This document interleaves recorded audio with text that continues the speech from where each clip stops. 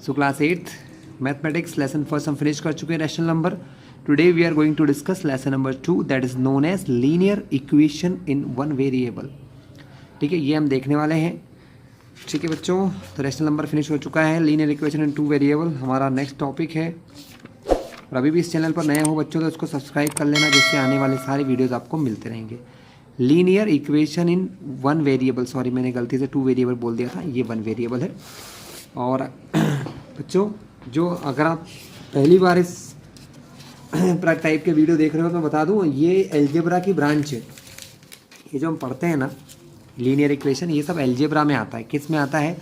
Algebra.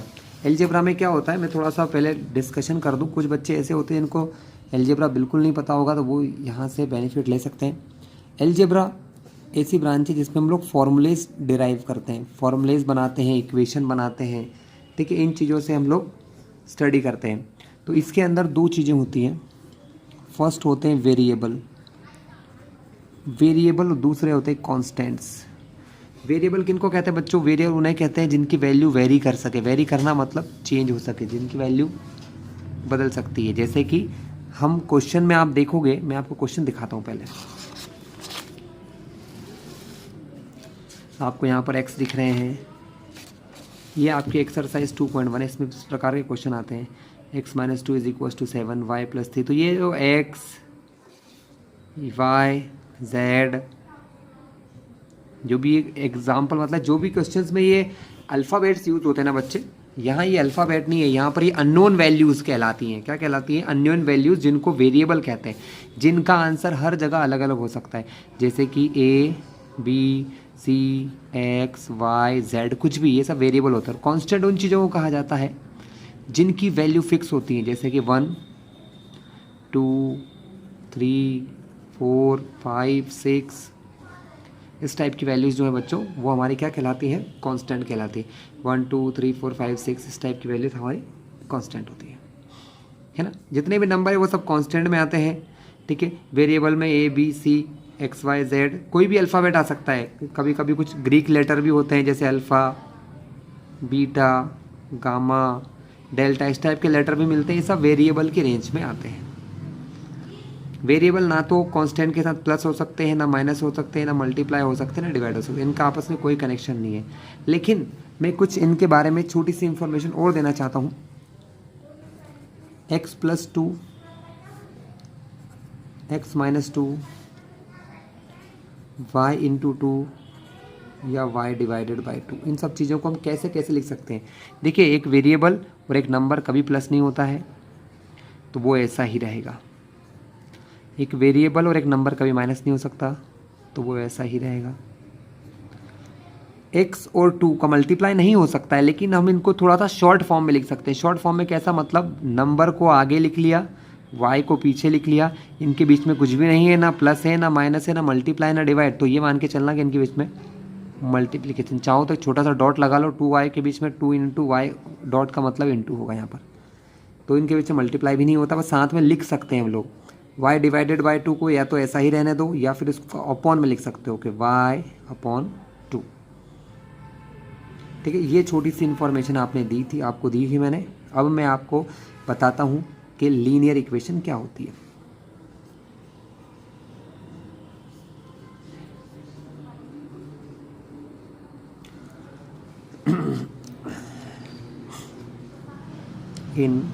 हमारे lesson का नाम है linear equation in one variable.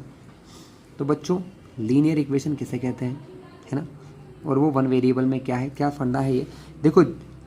मैंने आपको क्या बताया था स्टार्टिंग में कि ये जो हम पढ़ते हैं ना, इसको कहा जाता है एल्जेब्रा. मतलब ये हमारे, आपने 6 में 7 में पढ़ा होगा algebra, algebraic identities, algebraic expression, ये सब चीज़ें आपने पढ़ी होंगी, है ना. तो कोई भी ऐसा एक्सप्रेशन जिसके अंदर एक वेरिएबल हो, जैसे x + 4 लिखा है, जैसे लिखा है y + 6, या लिखा है 2y + 9, कॉमा लगा दो, दूसरा लिख देता हूँ 3x² + 9, एक कॉमा लगा के यहाँ लिख देते हैं z - 4y. तो बच्चों ये सब क्या है? ये एल्जेब्रिक एक्सप्रेशन है. क्या है ये?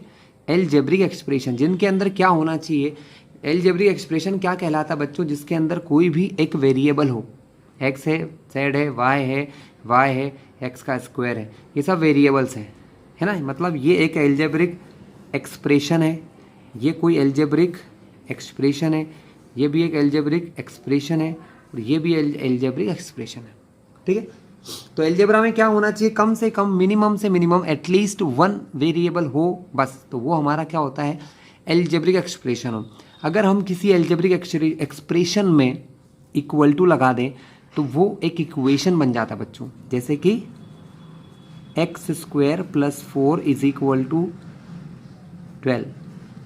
तो ये एक इक्वेशन हो गई, क्योंकि इसमें इक्वल टू का साइन है। इसका मतलब इक्वेशन वो चीज़ होती है जिसके अंदर वेरिएबल तो होना ही चाहिए। मतलब कोई भी एल्जेब्रिक एक्सप्रेशन है, ये एल्जेब्रिक एक्सप्रेशन है सारे, इन सब के आगे अगर मैं इक्वल टू लगा दूं तो वो होती है इक्वेशन। क्या होती है बच्चों, इक्वेशंस हो जाती हैं। तो ये आपकी इक्वेशन बन गई। तो इक्वेशन के लिए क्या चाहिए बच्चों, इक्वेशन होने के लिए इज इक्वल टू का साइन होना चाहिए। दो साइड होते हैं किसी इक्वेशन के, ये होता है L H S left hand side, और इक्वल टू के राइट तरफ होता है आर एच एस, जिसको कहते हैं राइट हैंड साइड। क्या कहते हैं, एल एच एस और R H S, left hand side, right hand side, ठीक है।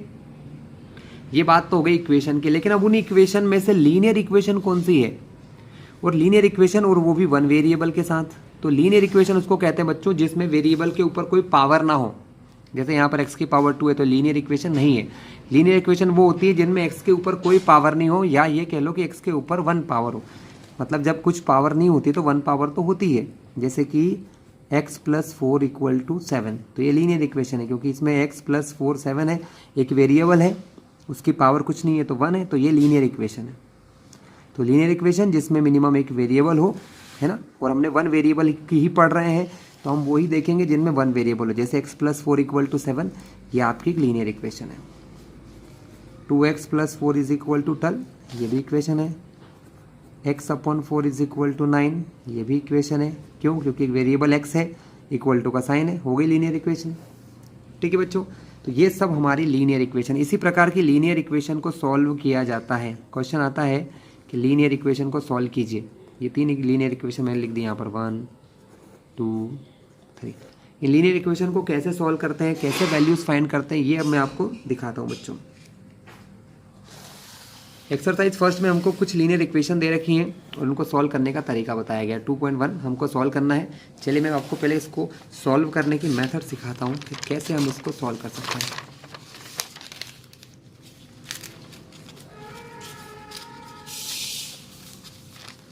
लेट्स स्टार्ट बच्चों। देखिए, सॉल्विंग एनी लीनियर इक्वेशन, किसी भी इक्वेशन को सॉल्व करने का मतलब होता है उसके वेरिएबल को सिंगल करना बच्चों। सिंपल सी बात है, उसमें जो वेरिएबल है उसको अकेला कर दो, उसको सिंगल कर दो, इक्वेशन सॉल्व हो जाएंगे। फॉर एग्जांपल मैं आपको इक्वेशन देता हूँ, x + 4 = 12। अगर इस लीनियर इक्वेशन को हमें सॉल्व करना है तो मुझे इस x को अकेला करना होगा। ये x किस तरफ है, LHS में है। अभी x के साथ एक 4 भी आया है जो प्लस में है, x के साथ प्लस में एक 4 है बच्चों, और मुझे इस प्लस वाले 4 को यहाँ से रिमूव करना है। This is our work here, ये हमारा काम है। क्योंकि इक्वेशन सॉल्व करने का मतलब वेरिएबल को अकेला कर देना, उसके पास कुछ भी नहीं होना चाहिए। यहाँ x के पास 4 है, इसको हटा के मुझे इधर शिफ्ट करना है। शिफ्ट करने की मेथड को कहते हैं ट्रांसपोज करना। तो हम यहाँ पर इस 4 को ट्रांसपोज करना चाहते हैं। ये 4 जो है, 4 कैसा है बच्चों, 4 है प्लस में, और x और 4 के बीच में यहाँ पर प्लस ही लगा हुआ है। x और 4 के बिटवीन बीच में यहाँ पर 4 है। इस 4 को मैं यहाँ से लेके जाना चाहता हूँ दूसरी तरफ, है ना, इस तरफ। तो क्या चेंज होते हैं, इनको कहते हैं रूल। ऐसे 4 बेसिक रूल हैं। 4 बेसिक रूल में 4 छोटे छोटे क्वेश्चन के साथ समझाऊंगा। सो बच्चों, +4 है, इसको शिफ्ट करेंगे हम इस तरफ। तो ध्यान रखनिएगा, बहुत सिंपल सी बात है, जो चीज़ें जाती हैं उन्हीं के साथ ये चेंज होता है। x यहाँ से कहीं नहीं जाएगा, तो x यहाँ है 12, कहीं जाएगा नहीं, वो यहीं रहेगा। प्लस का जो 4 है, ये प्लस से इधर जाता है तो बच्चों ये बन जाता है -4। इतना सा चेंज होता है बस, और कुछ नहीं है। तो x = 12 - 4, ये 12 - 4 हो जाएगा। 12 में से 4 जाएंगे तो बच्चे कितना बचेगा, 8। अब x इस तरफ अकेला है, उसके साथ प्लस माइनस मल्टीप्लाई डिवाइड किसी चीज़ में कोई नहीं है, तो यही x के सामने जो इस तरफ लिखी है x इज इक्वल टू 8, ये 8 जो है ये x की वैल्यू है। सेम तरीके से x minus 4 is equal to, मान लो सपोज 10 दिया है क्वेश्चन में, माइनस में 4 है, x माइनस 4। इस क्वेश्चन को ऐसे भी लिख सकते हैं बच्चों, जरा मैं आपको समझा दूँ। इस क्वेश्चन को अगर देखिए, हम लोगों ने सीख रखा है कि मैं अगर कोई नंबर को आगे पीछे लिखूं,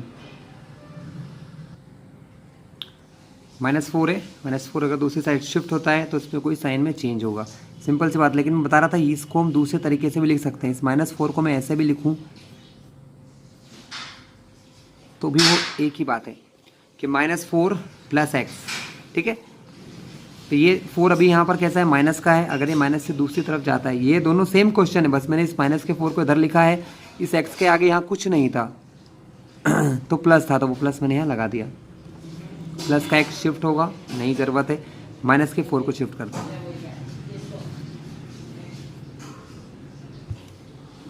तो बच्चों माइनस का 4 इधर शिफ्ट होता है तो माइनस से वो +4 बन जाता है, तो x की वैल्यू आ जाती है 10 + 4 14। इसी टाइप से मैंने बताया था 2x का मतलब होता है 2 × x, x और 2 के बीच में कुछ नहीं है यहाँ पर, तो ये मान के चलना मल्टीप्लाई है, तो 2 मल्टीप्लाई से जाएगा तो दूसरी तरफ जो नंबर लिखा है इसके अपॉन में यहाँ डिवाइड में जाएगा, तो x अगर मुझे अकेला करना है तो 2 मल्टीप्लाई से यहाँ गया डिवाइड में, 2 × 1 = 2, 5 × x की वैल्यू आ गई 5। x का आंसर क्या आ गया बच्चों हमारा, x का आंसर आ गया है 5, ठीक है। इस टाइप से अगर लिखा है कभी x/3 = 4, x के अपॉन में 3 है, 3 को मुझे शिफ्ट करना है दूसरी तरफ यहाँ पर, तो अपॉन का 3 इधर जाएगा तो मल्टीप्लिकेशन में जाएगा, तो 4 अपॉन का 3 इधर गया तो मल्टीप्लाई में, x इज इक्वल टू 4 × 3 = 12। तो ये हमारे जनरल रूल थे बच्चों, प्लस माइनस मल्टीप्लाई डिवाइड के। इसके साथ ही हम लोग क्वेश्चन स्टार्ट करते हैं। चलिए एक्सरसाइज 2.1 क्वेश्चन नंबर 1 से स्टार्ट करें। x - 2 = 7 हमारा क्वेश्चन है। चलिए हम सबसे पहले x - 2 = 7 देखते हैं। हमारा काम है x को सिंगल करना, तो इधर से क्या हटाना है, -2 को इधर से शिफ्ट करना है लेफ्ट से राइट में बच्चों। तो -2 इधर शिफ्ट होगा तो यहाँ पर पहले से 7 है, माइनस का 2 इधर आएगा तो बनेगा +2। x अकेला है वो यहाँ हो गया, तो x का आंसर आ गया 7 + 2 9। ये आपका आंसर हो गया, काम ख़त्म। ये हो गई आपकी इक्वेशन सॉल्व। क्वेश्चन क्या है हमारा कि इक्वेशन को सॉल्व करो। इक्वेशन सॉल्व करने का मतलब होता है सॉल्व द फॉलोइंग इक्वेशन, मतलब होता है x की वैल्यू निकालना, x की वैल्यू फाइंड करना। निकल गई x की वैल्यू। थर्ड क्वेश्चन बताता हूँ, सेकंड आप करना। 6 is equal to z + 2, 6 is equal to z + 2। अब बच्चों एक चीज़ हमेशा ध्यान रखना कि ये जो बीच में वर्ड है ना इज इक्वल टू, इसका मतलब होता है कि ये साइड इसके बराबर है। अगर कोई ऑब्जेक्ट इधर लिखा है चाहे इधर लिखा है, इसका मतलब है इधर वाली वैल्यू राइट हैंड साइड वाली लेफ्ट हैंड साइड के इक्वल है, यानी 6 जो है वो z + 2 के इक्वल है। मुझे वैल्यू निकालना है z की, ये मेरा है +2, ये मैं +2 को हटाना पड़ेगा क्योंकि z को जब तक अकेला नहीं करोगे उसकी वैल्यू नहीं निकाल सकते। z अकेला हो जाएगा उसकी वैल्यू हो जाएगी, तो प्लस का 2 जो है वो शिफ्ट होगा इधर, यहाँ प्लस है तो इधर जाएगा तो वो माइनस बन जाएगा। तो z = 6 - 2 क्या बचा 4, तो यही हमारा आंसर है। अब इसको चाहूँ तो मैं ऐसे भी लिख सकता हूँ, दोनों का एक ही मतलब है, 4 = z, z = 4, दोनों सेम ही चीज़ को रिप्रेजेंट करते हैं कि z की वैल्यू 4 है। z की वैल्यू कितनी है बच्चों, z की वैल्यू 4 है। ये इस चीज़ से हमें समझ में आ रहा है। चलिए आसान आसान क्वेश्चन थे। चलिए अब ये क्वेश्चन हमारा अपॉन में आ गया है, 3/7 + x इज इक्वल टू 17/7। चलिए बहुत ही बढ़िया क्वेश्चन है। 3/7 + x इज इक्वल टू 14/7। यहाँ पर एक बहुत अच्छी चीज़ देखने को मिलेगी बच्चों, x को अकेला करना है तो x के पास से ये 3/7 हटाना है। सिंपल सी बात है, 3/7 यहाँ से इधर शिफ्ट होगा, एक्स अकेला हो जाएगा, है ना। अब यहाँ पर एक्स के साथ ये वैल्यू प्लस में है बच्चों, क्या है, प्लस में है, और यहाँ पर इसके आगे कुछ नहीं लगा तो ये नंबर प्लस का है। ये प्लस का नंबर जब इधर से इधर शिफ्ट होगा तो एज इट इज़ रहेगा, 3/7 3/7 ही रहेगा, बस वो क्या करेगा, प्लस से बन जाएगा -3/7 is equal to x. After that बच्चों मैंने फर्स्ट लेसन में आपको प्लस माइनस करना सिखाया है, आप समझते ही आप अपॉन के रेशनल नंबर को कैसे सॉल्व करते हैं। यहाँ 7 है, यहाँ 7 है, तो अपॉन में लिखा आपने दोनों की जगह 1 7 14 -3, एक्स का आंसर हो जाएगा, सॉरी 17 था बच्चों, यहाँ पर एक्चुअल में क्वेश्चन में थोड़ी सी मिस्टेक हो गई मुझसे, ये देख लीजिए आपको दिखा दूँ, 17/7 था, मैंने गलती से 14 लिख दिया, इसको अपन यहाँ सही कर लेते हैं, इसको 17 कर लेते हैं, यहाँ पर भी कर लो 17, यहाँ पर भी 17 में से 3 जाएंगे तो बचेगा 14 अपॉन में 7, कैंसलिंग करें 1 जा 2 जा, एक्स बराबर क्या बचा, ऊपर 2 नीचे 1, अपॉन का 1 नहीं लिखते हैं तो एक्स की वैल्यू 2, हमारे एक्स का आंसर 2 आ गया बच्चों। इजी है आपके लिए, बहुत ईजी है मेरे हिसाब से तो। 6x = 12, आप ट्राई कीजिएगा, बहुत आराम से क्वेश्चन हो जाएगा। 6 मल्टीप्लाई से 12 के अपॉन में चला जाएगा, 6 है। t/5 = 10, जो भी नंबर है आप देख लेना, t/5 = 10 हमारा क्वेश्चन है। t हमारा वेरिएबल है, इसको अकेला करना है, उसको 5 से डिवाइड हो रहा है, 5 अपॉन में 5 हटाएंगे इधर तो मल्टीप्लाई में चला जाएगा वो 10 के, क्योंकि जो भी डिवाइड में होते हैं वो इस तरफ जाते हैं तो मल्टीप्लाई में चले जाते हैं, जब ये चला जाएगा तो यहाँ ओनली t बचेगा। सो t = 10 5 = 50। क्लियर है बच्चों, आसान था, कर लिया हमने। चलिए अब ये क्वेश्चन को देखिए, इसमें एक साथ मल्टीप्लाई भी और डिवाइड भी है, तो क्या होगा, तो भी वही होगा जो अभी तक होता आ रहा है बच्चों। 2x/3 = x 18, question number 7। हमारा काम होता है एक्स को अकेला करना, एक्स के पास से अनवांटेड चीज़ों को हटाना। देखिए बच्चों, ये 3 जो है वो x के डिवाइड में है यानी अपॉन में है, मल्टीप्लाई डिवाइड से कोई चीज़ इधर जाती है तो डिवाइड से जाती है मल्टीप्लिकेशन में, तो 3 कहाँ जाएगा, 18 के मल्टीप्लाई में चला जाएगा, 3 के जाने से यहाँ क्या बचेगा 2x। अब मुझे x को फिर से अकेला करना है तो मैं क्या करूँगा, x को यहीं रखूँगा, इनका मल्टीप्लाई भी नहीं करूँगा, 2 मल्टीप्लाई से डिवाइड में चला जाएगा, क्योंकि 2 और x के बीच में कुछ नहीं है यहाँ पर, तो मल्टीप्लाई चाहता तो मैं पहली स्टेप में ही कर सकता था, लेकिन समझाने के लिए मैंने आपको 2 स्टेप बताई। 2 डिवाइड में आ गया, अब यहाँ पर ये 2 और 18 कर सकते हैं, 2 के टेबल में 2 1 बार, 2 के टेबल में 18 9 बार, तो x की वैल्यू कितनी आ गई 9 3 = 27, अपॉन में 1 नहीं लिखते हैं, तो x की वैल्यू आ गई आपकी 27। क्लियर है बच्चों, x की वैल्यू हमने फाइंड कर ली, x को अकेला करना ही हमारा काम है, x की वैल्यू फाइंड करना। नेक्स्ट क्वेश्चन आपके लिए बहुत इजी होगा, अपॉन की वैल्यू मल्टीप्लाई में चली जाएंगी, यहाँ पर देखिए क्या होगा बच्चों 7x - 9, हाँ इंटरेस्टिंग क्वेश्चन है, अच्छा है। देखिए क्वेश्चन है हमारा 7x - 9 = 16। देखिए बच्चों, यहाँ 7 के साथ x में है और माइनस में है, तो हमारा काम पहले पता है क्या है, जो माइनस की वैल्यू है उसको इधर शिफ्ट करना, क्योंकि ये मल्टीप्लाई वाला डिवाइड में नहीं आ सकता है। तो बच्चों -9 पहले शिफ्ट होगा, कभी भी मल्टीप्लाई में तभी जा सकता है जब सबके मल्टीप्लाई में हो। देखो इस तरफ 7 का मल्टीप्लाई x से हो रहा है और माइनस का 9 है यहाँ पर, तो ये 7 पहले मल्टीप्लाई से डिवाइड में नहीं जाएगा। अगर ये 7 दोनों के मल्टीप्लाई में होता है एक साथ तो चला जाता। तो हमारा पहला काम क्या है कि माइनस के 9 को इधर शिफ्ट करना, तो -9 इधर शिफ्ट होगा बच्चों, तो बनेगा प्लस का 9। अब ये 9 के जाने से यहाँ बचेगा ओनली 7x। अब 16 और 9 होते हैं 25, प्लस का 7 है, मतलब 7 और x के बीच में कुछ नहीं है तो मल्टीप्लाई है, तो मल्टीप्लाई से 7 कहाँ जाएगा डिवाइड में, तो x की वैल्यू क्या होगी 25/7। क्वेश्चन 9 तक हम कर चुके हैं बच्चों। हमारे 3 छोटे छोटे से क्वेश्चन रह गए हैं। ये दोनों क्वेश्चन इसी टाइप के जो मैंने समझाया। पहले माइनस का 8 इधर शिफ्ट होगा, फिर 14 डिवाइड में जाएगा। यहाँ पर भी पहले 17 प्लस से इधर शिफ्ट होगा, फिर 6 डिवाइड में जाएगा। ये क्वेश्चन देख लेते हैं, थोड़ा सा अच्छा लग रहा है मुझे। लास्ट क्वेश्चन है हमारे आज का। वीडियो भी ख़त्म। फिर नेक्स्ट वीडियो में हम लोग वर्ड प्रॉब्लम करना सीखेंगे। x/3 + 1 = 7/15। देखिए फिर वही काम, ये 3 अगर इन दोनों के डिवाइड में होता तो 3 यहाँ से चला जाता, लेकिन ये 3 सिर्फ x के डिवाइड में। तो पहले इस प्लस के 1 को उधर शिफ्ट करना पड़ेगा। प्लस का 1 उधर शिफ्ट होगा तो बनेगा माइनस का 1। तब यहाँ क्या बचेगा, x/3 बचेगा। क्या बचेगा, x/3। अब 15 है, डिवाइड में मैंने बहुत बार सिखाया पहले भी कि अगर एक नंबर के अपॉन में कुछ है, दूसरे के अपॉन में कुछ भी नहीं है, तो 15 का सीधा मल्टीप्लाई यहाँ करते हैं।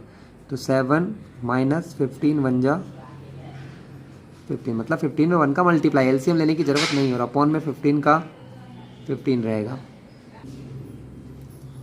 सो यहाँ पर बचा है x/3। अब 7 - 15 1 जा 15, अपॉन में 15, इधर फिर से x/3। 7 में से 15 जाएंगे तो बचेगा माइनस का 8, अपॉन में है 15। अब वैल्यू बच्चों देखो अपॉन में 3 है, ये अपॉन का 3 मुझे हटाना है तो इधर मल्टीप्लाई में जाएगा। यहाँ पहले से 8 लिखा है तो वो इस 8 के पास जाके मल्टीप्लाई हो जाता है, क्योंकि वो अपॉन से इधर जा रहा है मल्टीप्लिकेशन में, 8 के मल्टीप्लाई में। अब 3 के जाने से यहाँ क्या बचा, x। अब 3 को 15 से कट कर सकते हैं, बिल्कुल। 3 1 जा 3 5 जा, तो x की वैल्यू आ गई 8 1 जा 8, प्लस माइनस माइनस, अपॉन में 5 का 5। क्लियर है बच्चों जी। हमने एक्सरसाइज फर्स्ट सीखी और लीनियर इक्वेशंस को सॉल्व करना सीखा। नेक्स्ट वीडियो में मैं आपको इसके एक्सरसाइज 2.2 करवाऊंगा, जिसमें बहुत सारी वर्ड प्रॉब्लम्स हैं और काफ़ी मज़ा आने वाला है उसमें बच्चों। ठीक है, चलिए मिलते हैं तो फिर नेक्स्ट वीडियो में।